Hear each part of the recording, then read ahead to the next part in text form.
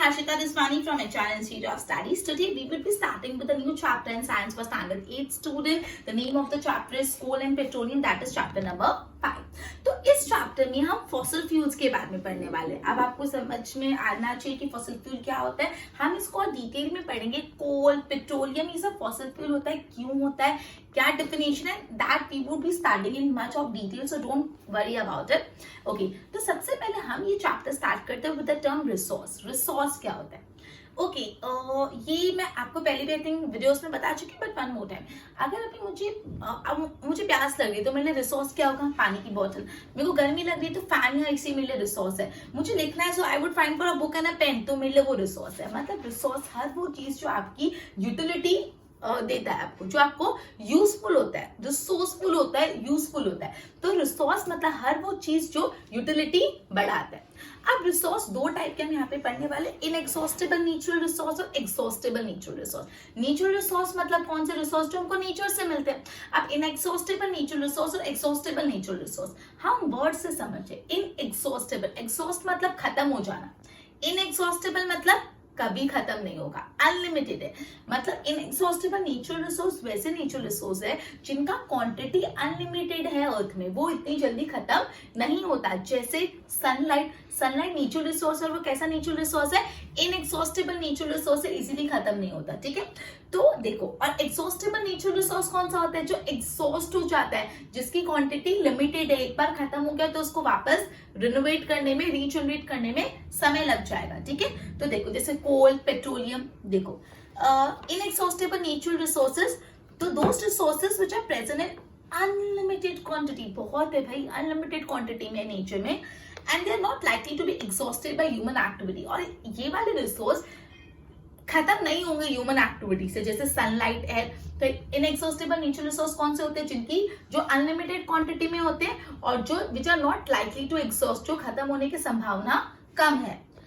Exhaustible natural resource on the other hand, वैसे resource amount of this resource कैसा होता है? लिमिटेड होता है, कम होता है, इसलिए they can be exhausted by human activity, वो ह्यूमन एक्टिविटी करने से खत्म हो जाएंगे. एग्जाम्पल फॉरेस्ट, कोल, पेट्रोलियम, मिनरल्स. ठीक है, ये पॉइंट एकदम क्रिस्टल क्लियर हुआ. इनएग्जॉस्टेबल और एग्जॉस्टेबल. इनएग्जॉस्टेबल मतलब जो कभी खत्म नहीं होगी, जिनका क्वांटिटी अनलिमिटेड है, वो ह्यूमन एक्टिविटी से एग्जॉस्ट नहीं होंगे. और एग्जॉस्टेबल नेचुरल रिसोर्स मतलब जिनकी क्वांटिटी लिमिटेड और वो ह्यूमन एक्टिविटी से एग्जॉस्ट हो जाएंगे. Next topic is fossil fuels, किसको बोलते हैं? तो देखो, फॉसिल फ्यूल यूजुअली वैसे रिसोर्सेज होते हैं जो dead remains of living organism से मिलते हैं. जो लिविंग ऑर्गेनिजम्स होते हैं, बीट प्लांट और बीट एनिमल, उनके डेड रिमेन्स, उनकी जो डेड पार्ट होता है, डेड रिमेन्स होते हैं ना, उससे जो हमको रिसोर्स मिलते हैं उसको बोलते हैं fossil fuel.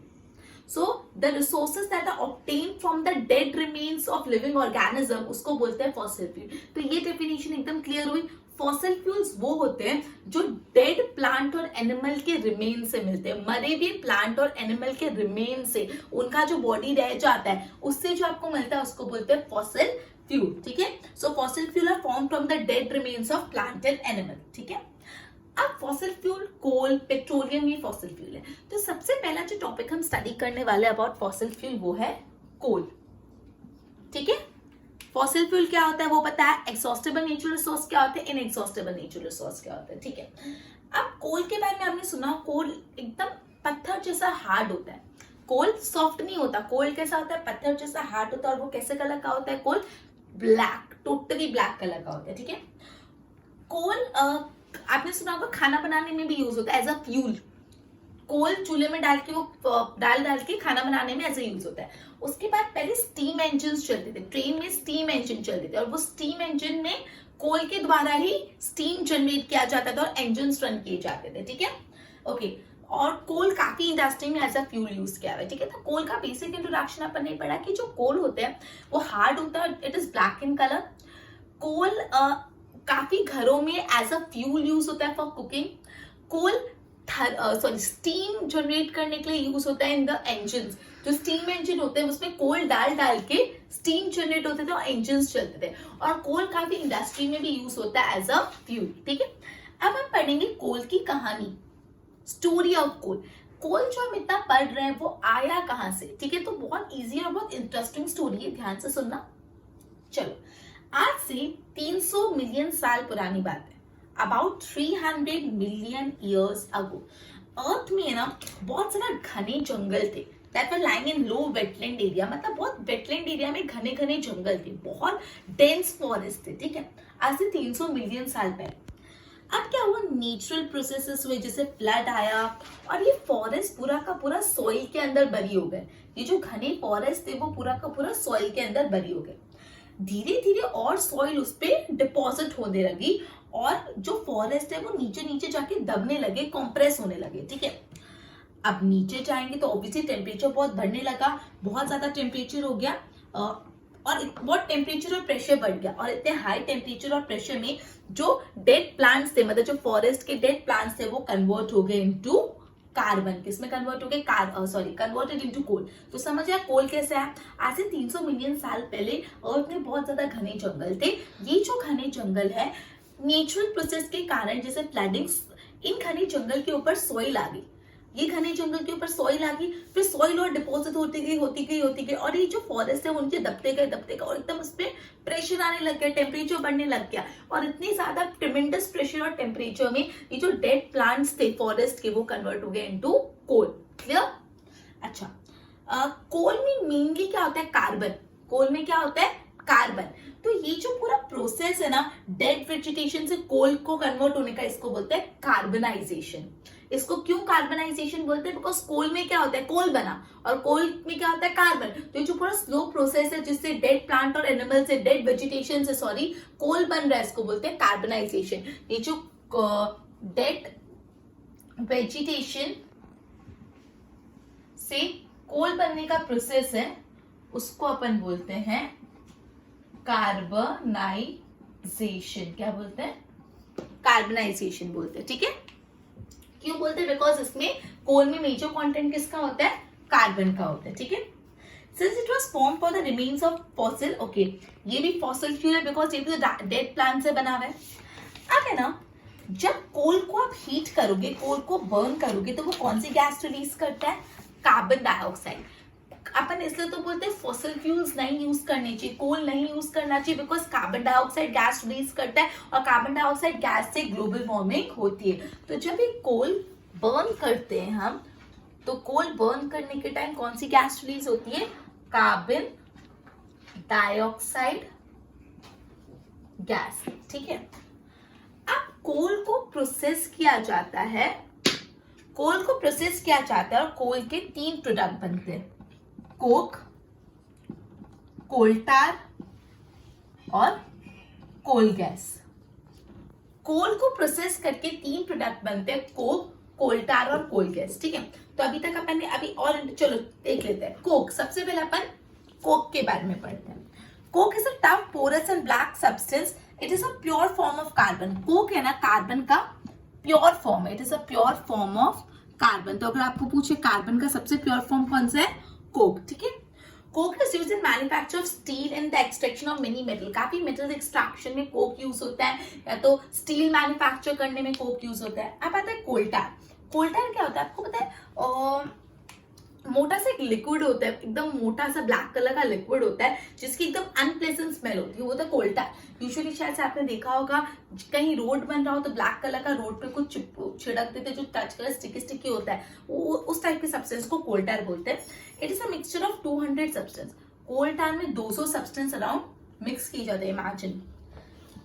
Product obtained from coal tar are used as starting medicines for manufacturing various substances in everyday life. जैसे synthetic drugs बनते हैं कोल टार से, explosives बनते हैं, perfumes बनती हैं, प्लास्टिक पेंट्स बनते हैं। आपको नैप्थलिन बॉल्स के बारे में पता है, नैप्थलिन बॉल्स जो व्हाइट कलर की बॉल्स होती है, यूजुअली मॉथ्स के मतलब इंसेक्ट्स और मॉथ्स के लिए डाली जाती है, कपड़ों में डाली जाती है यार। ये नैप्थलिन बॉल्स भी कहाँ से मिलती है, अपन को कोल टार से मिलती है। वेरी इंटरेस्टिंग, ठीक है। हम नेक्स्ट टाइम हम नैप्थलिन बॉल देखो तो अपने आप ध्यान रखना कि नैप्थलिन बॉल किससे बनती है, कोल टार से, ठीक है। ओके, अब है ना एक दूसरा प्रोडक्ट यूज होता है bitumen.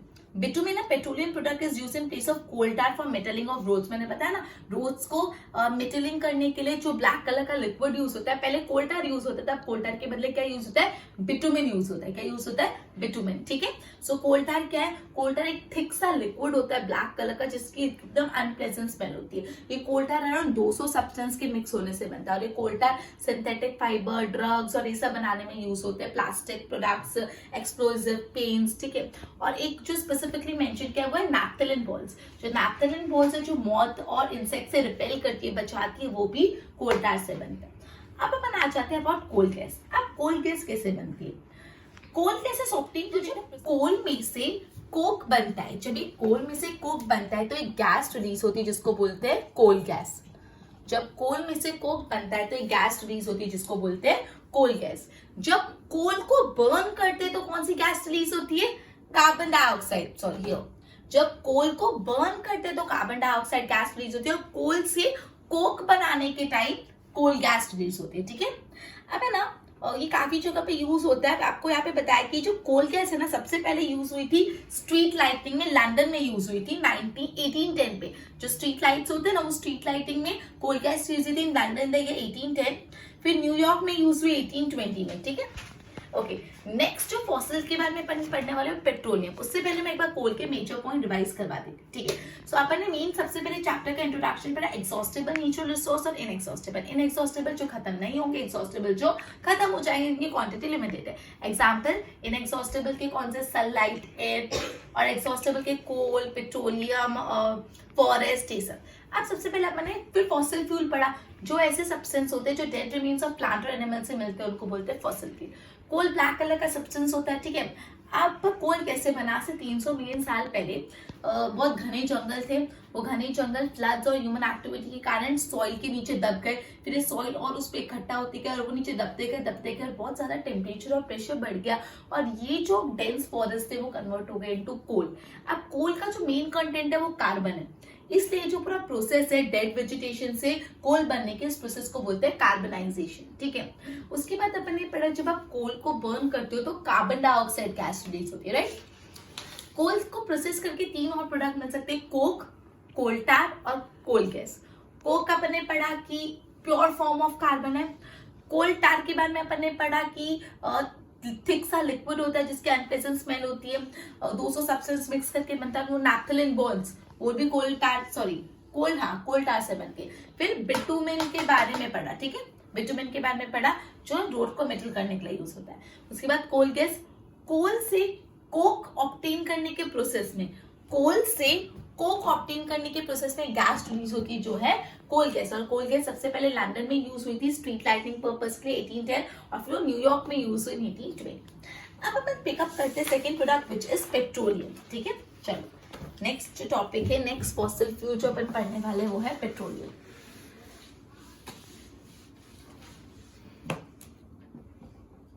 Petroleum, okay, you know that petrol is used as a fuel in light automobiles such as motor vehicles, scooter.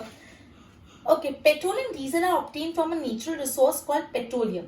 The word petroleum is, अभी जो word petroleum, पेट्रोल और पेट्रोलियम अलग है, पेट्रोल और petroleum अलग है। पेट्रोलियम में से अलग अलग प्रोडक्ट मिलते हैं, जैसे डीजल, पेट्रोल और सारी चीजें भी होती है। ठीक है, अभी जो वर्ड पेट्रोलियम है वो कहां से डिराइव हुआ है, पेट्रा मतलब रॉक्स, और ओलियम मतलब ऑयल, मतलब रॉक से जो ऑयल मिलता है उसको बोलते हैं पेट्रोलियम। ठीक है, it is mind between the rocks. मतलब देखो, पेट्रोलियम में पेट्रोलियम, पेट्रा मतलब रॉक्स, एंड ओलियम मतलब ऑयल, मतलब रॉक में से जो ऑयल मिलता है उसको बोलते हैं पेट्रोलियम, और पेट्रोलियम में से पेट्रोल, डीजल और दूसरे प्रोडक्ट मिलते हैं। ठीक है, ओके, अब पेट्रोलियम कैसे बना वो सुनते हैं। जैसे अपन ने कोल की कहानी सुनी थी, अभी अपन पेट्रोलियम की कहानी सुनते हैं।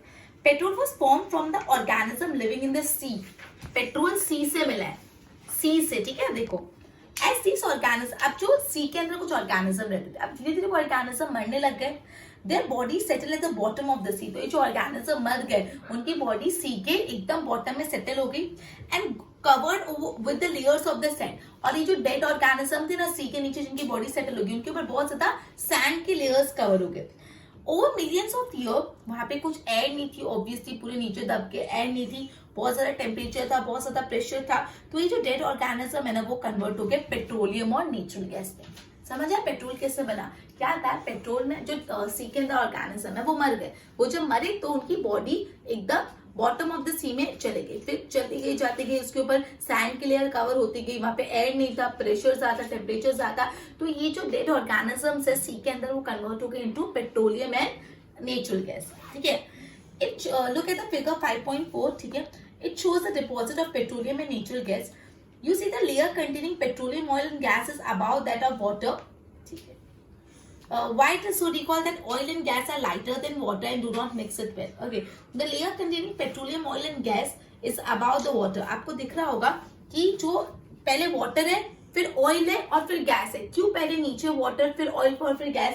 क्योंकि ऑयल और गैस लाइटर होते हैं पानी के कंपैरिजन में। आपको पता है अगर आप पानी में तेल डालोगे तो क्या हो जाएगा, ऑयल ऊपर फ्लोट होगा और वाटर नीचे होगा, क्योंकि ऑयल है ना वो वाटर से लाइटर होता है। तो उसी तरह यहाँ पे भी ऑयल और ये सब ऊपर है, क्यों? क्योंकि ऑयल वाटर से लाइटर है और वो ऊपर फ्लोट हो रहा है। ठीक है, अब है पेट्रोल का रिफाइनिंग। पेट्रोल कैसे बनता है वो पता चला, सी के ऑर्गेनिज्म से पेट्रोल का refining. Petroleum is dark oily liquid, it has an unpleasant order. Petroleum एक डार्क कलर का ऑयली लिक्विड और उसकी स्मेल भी अच्छी नहीं होती। It is a mixture of various, मैंने आपको बताया पेट्रोलियम में अलग अलग कॉन्स्टिट्यूएंट्स है। पेट्रोल होता है, डीजल होता है, लुब्रिकेटिंग वैक्स होता है, पैराफिक्स एंड वॉल वैक्स होता है। मतलब जो पेट्रोलियम मिला, पेट्रोलियम में बहुत सारी चीजें होती है, पेट्रोल होता है, डीजल होता है, लुब्रिकेटिंग वैक्स होता है। ये जो पूरा प्रोसेस है ना अलग अलग कंपोनेंट को सेपरेट करने का पेट्रोलियम में से, इसको बोलते हैं पेट्रोलियम रिफाइनिंग। ठीक है, मतलब पेट्रोलियम में से पेट्रोल निकालना, डीजल निकालना, पैराफिक्स वैक्स निकालना, लुब्रिकेटिंग वैक्स, ये सारी चीजों को निकालना, अलग अलग करने को एक प्रोसेस को बोलते हैं पेट्रोलियम रिफाइनिंग। तो ये भी इंपॉर्टेंट है, पेट्रोलियम रिफाइनिंग क्या है। प्लीज स्टूडेंट एक एक बात गौर से सुनना और नोट्स बनाते जाना। It would be very much easy for you. Chapter बहुत ही इजी है, बहुत ज्यादा एक्सट्रीम इजी चैप्टर, प्रोवाइडेड आप ध्यान से सुनो। ठीक है, चलो ओके। अब नेचुरल गैस पढ़ने से पहले एक बार वापस मैं पेट्रोलियम रिफाइन करवा देती हूँ। देखो एक ये येलो बॉक्स भी पढ़ लेते हैं। Many useful substances are obtained from petroleum and natural gas. These are called petrochemicals. मतलब जो पेट्रोलियम और नेचुरल गैस से चीजें मिलती है उनको बोलते हैं पेट्रोकेमिकल्स। जो पेट्रोलियम और नेचुरल गैस से चीजें मिलती है उनको बोलते हैं petrochemical. These are used in the manufacture of detergent and etc. Hydrogen gas is obtained from natural gas. It is used in the production of fertilizers. Okay. Due to the petroleum को ना black gold बोला जाता है, काला सोना, because उसका इतना ज्यादा यूज होता है, इसलिए पेट्रोलियम को क्या बोला जाता है, ब्लैक गोल्ड। तो आपको पूछ सकते हैं पेट्रोलियम को क्या बोला जाता है, ब्लैक गोल्ड। और आपको ऐसे भी पूछ सकते हैं कि नेचुरल गैस जो होती है उससे कौन सी गैस निकलती है, हाइड्रोजन गैस, जो एज अ फर्टिलाइजर यूज होता है। ठीक है, तो नेचुरल गैस पढ़ने से पहले हम पेट्रोलियम को पढ़ते हैं। तो स्टूडेंट्स पेट्रोलियम से पेट्रोल, डीजल और पैराफिन वैक्स ये सब चीजें मिलती है। अभी जो पेट्रोलियम है वो कहाँ से ड्राइव है, पेट्रा मतलब रॉक्स, ओडियम मतलब ऑयल, मतलब रॉक्स वाला ऑयल, रॉक से जो ऑयल मिला। अब क्या होता है, सी में कुछ ऑर्गेनिज्म रहते थे, ऑर्गेनिज्म मर गए, इनकी बॉडी सी के बॉटम में सेटल हो गई। अब उसके ऊपर लेयर्स ऑफ सैंड और रॉक्स, सैंड और क्ले डिपॉजिट होती गई और वो नीचे दबते गए। बहुत हाई प्रेशर, बहुत हाई टेम्परेचर और बिल्कुल एयर नहीं होने के कारण ये जो ऑर्गेनिजम्स है वो कन्वर्ट हो गए into petroleum and natural gas. ठीक है, ओके। उसके बाद मैंने आपको बताया था कि रिफाइनिंग ऑफ पेट्रोल, मैंने आपको बताया जो पेट्रोलियम है उसमें से पेट्रोल, डीजल, पैराफिन अलग अलग कॉन्स्टिट्यूएंट निकलते हैं। और ये जो पूरा प्रोसेस है जिसमें पेट्रोलियम में से अलग अलग कॉन्स्टिट्यूएंट सेपरेट करा जाता है उसको बोलते हैं पेट्रोलियम रिफाइनरी। ठीक है, अब एक्चुअली पॉइंट मिक्स हो गया। The world's first oil well was drilled, सबसे पहला ऑयल वेल जो ऑयल का कुआं है वो खोदा गया था पेनिनसुला में in USA in 1859। 8 years later फिर Makum in Assam, in India oil Gujarat और इधर असम, मुंबई में फाइंड किया जाता है। सो ये एक बार देख लेना। ओके, उसके बाद किसको ब्लैक गोल्ड बोला जाता है, पेट्रोलियम को। और नेचुरल गैस में से कौन सी गैस मिलती है जो एज अ फर्टिलाइजर यूज होती है, hydrogen. Very good.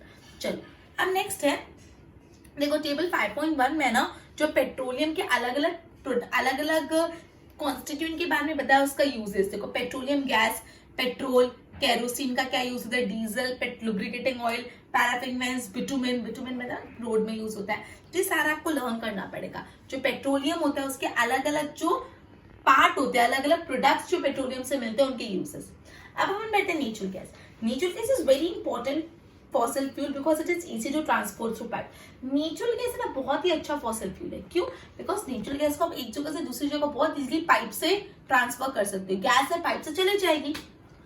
Natural gas is stored under high pressure as CNG compressed natural gas. जो नेचुरल गैस है उसको एक हाई प्रेशर में स्टोर करते हैं दबा के कॉम्प्रेस करके, जिसको क्या बोलते हैं सीएनजी. सीएनजी का full form compressed natural gas. CNG आपने वर्ड भी बहुत बार सुना होगा. सीएनजी आजकल बहुत ज्यादा यूज हो रहा है ट्रांसपोर्ट व्हीकल में बिकॉज वो लेस पॉल्यूटिंग है. सीएनजी से पॉल्यूशन कम होता है. उसको क्लीनर फ्यूल बोला जाता है. तो अगर आपसे पूछे किसको क्लीनर फ्यूल बोला जाता है तो सीएनजी. ठीक है. The great advantage of CNG is that it can be used directly for burning in home and factory where it can be supplied through pipe. मतलब ये एडवांटेज आप उसको डायरेक्टली यूज कर सकते हैं, पाइप के थ्रू सप्लाई कर सकते हैं. वडोदरा में, दिल्ली में काफी जगह सारे प्लांट है.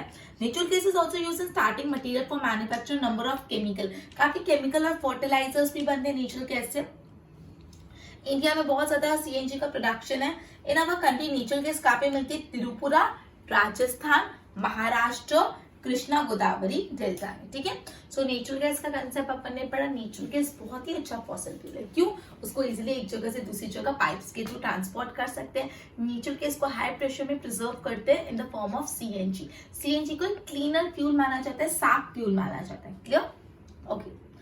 अब देखो यहाँ पे बूचू को कोई डाउट है कि कोल पेट्रोलियम में नेचुरल गैस भी prepare in the laboratory from dead organism. क्या हम ऐसा कर सकते हैं कि भाई कोल पेट्रोलियम को हम लैब में बना दें? नो. कोल पेट्रोलियम ये फॉसिल फ्यूल नेचुरली बनते हैं बाय नेचुरल प्रोसेस. आप उसको लेबोरेटरी में नहीं बना सकते. नो. इनका फॉर्मेशन एक स्लो प्रोसेस है और ये लेबोरेटरी में नहीं बन सकते. तो अगर ऐसा पूछे वेदर कोल एंड पेट्रोलियम और whether fossil fuel can be prepare in laboratory, तो आंसर क्या है? अब नो, बिकॉज एक स्लो प्रोसेस है, इसको बनने में टाइम लगता है. लास्ट टॉपिक है जो अपने इस चैप्टर का, एंड अपना चैप्टर कंप्लीट हो जाएगा आज ही. Some natural resources are limited. Okay. कुछ नेचुरल रिसोर्सेज लिमिटेड है, जैसे फॉसिल फ्यूल्स हो गए, फॉरेस्ट हो गए. So you know that coal petroleum fossil fuel है. If required the dead organism, अपन ने अभी तो पढ़ा 300 मिलियन साल लग गए कोल बनने में, तो मिलियंस ऑफ ईयर्स लगते हैं कोल पेट्रोलियम बनने में. ऑन द अदर हैंड हमारे पास उसकी रिजर्व कम है, हम उसको बहुत ज्यादा यूज कर रहे हैं. दूसरी बात ये, जब फॉसिल फ्यूल जलाते हैं ना तो बहुत ज्यादा पोल्यूशन भी होता है. ठीक है. और ग्लोबल वार्मिंग होती है. इट इज देयरफॉर नेसेसरी कि हमको ये फ्यूल का यूज बंद करना चाहिए. इससे एक बेटर एनवायरमेंट मिलेगा. इंडिया में पीसीआरए, पीसीआरए मतलब petroleum conservation research association. PCRA, PCRA petroleum conservation research association, ये लोगों को एडवाइस करता है कि पेट्रोल और डीजल कैसे बचा सकते हो ड्राइव करते टाइम. तो अगर आपको पूछे पीसीआरए का फुल फॉर्म, तो आप लिखोगे पेट्रोलियम कंजर्वेशन रिसर्च एसोसिएशन. और ये क्या क्या एडवाइस देते हैं? 3 एडवाइस दी हुई उन्होंने. Drive at a constant and moderate speed as far as possible. ऐसे नहीं कभी बहुत तेज, कभी स्लो, कभी तेज स्लो में पेट्रोल ज्यादा जाता है. तो आप एक कांस्टेंट और मॉडरेट स्पीड में, मस्ती करने के लिए ना कभी तेज चला दी फिर स्लो, पेट्रोल चले जाएगा बॉस. सो मॉडरेट और कांस्टेंट स्पीड पे ड्राइव करो. ठीक है. Switch off the engine, traffic light पे अपना इंजन मतलब गाड़ी चालू मत रखो, बंद रख दो गाड़ी. ठीक है. एंश्योर कि आपका टायर का प्रेशर सही है. जो आपकी गाड़ी का टायर है उसका प्रेशर रेगुलर चेक कराओ. And ensure regular maintenance of vehicle. और व्हीकल को मेंटेनेंस दो. अगर व्हीकल मेंटेनेंस नहीं होगा तो उसका एवरेज कम हो जाएगा, ज्यादा पेट्रोल पिएगी और पेट्रोल जाएगा. What you need to do is आप मेंटेनेंस उसका कराते रहो. तो पीसीआर ने 4 टिप्स दिए. पहला, गाड़ी को कांस्टेंट और मॉडरेट स्पीड पे चलाओ. उसके बाद ट्रैफिक सिग्नल पे स्विच ऑफ कर दो engine. Tyre pressure regularly check करो एंड आपकी गाड़ी का मेंटेनेंस कराते रहो. ठीक है. ओके. सो ये था अपने सब नेचुरल रिसोर्सेज कैसे प्रिजर्व करने उसके बारे में. सो इस चैप्टर में अपन ने पहले what are exhaustible natural resource, inexhaustible क्या होता है, फॉसिल फ्यूल क्या होते हैं, कोल कैसे बनता है, पेट्रोलियम कैसे बनता है, नेचुरल गैस क्या होता है, और अपन ने पढ़ा पीसीआरए और इन सब के बारे में कि हमको कैसे इसको कंजर्व करना है. सो हमारा चैप्टर यहाँ पे कंप्लीट होता है. But before ending our video I would be asking you some question. अगर आपको उसका आंसर आया सो वेल डन स्टूडेंट्स, आपने बहुत अच्छे से वीडियो देखी है. एंड इफ नहीं आया तो you have to review the video again. ठीक है. चलो let us begin. I know आपको आएगा, बहुत ही इजी चैप्टर था. चलो The slow conversion, the process of slow conversion of dead vegetation into coal is known as dash. The process of slow conversion of dead vegetation into coal. जो dead vegetation है वो coal में convert हो रहा है, उस process को क्या बोलते हैं? And your time ends in 3, 2, 1. Carbonization. Reason भी मैंने बताया था because coal का major portion क्या होता है? Carbon. Okay, well done students. Next. Okay, what to do?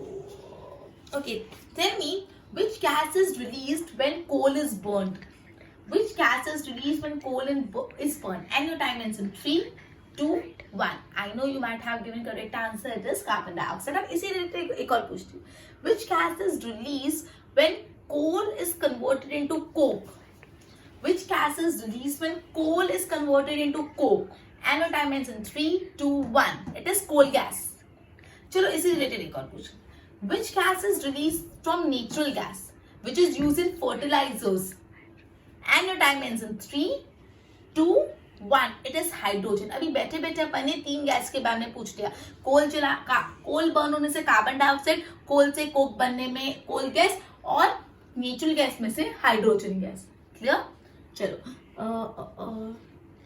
चलो मुझे बताओ. The process of separating various constituent fraction of petroleum is known as dash.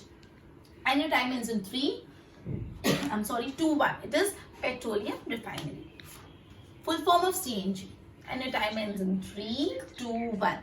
And the answer is compressed natural gas. Well done. चलो एक और question मुझे बताओ. Can we prepare coal and petroleum in laboratories? And your time ends in 3, 2, 1. And the answer is a big no. Because it is a slow process. उसके formation को वक्त लगता है. And last one which is very simple. आप सबको आता ही होगा. Full form of PCRA. Full form of PCRA. And your time ends in 3, 2, 1. Petroleum Conservation Research Association. Okay, well done students. बहुत ही अच्छे answers दिए आप लोगों ने. So with this, we would be ending our session and continue with the next chapter in our next session. Till then, goodbye.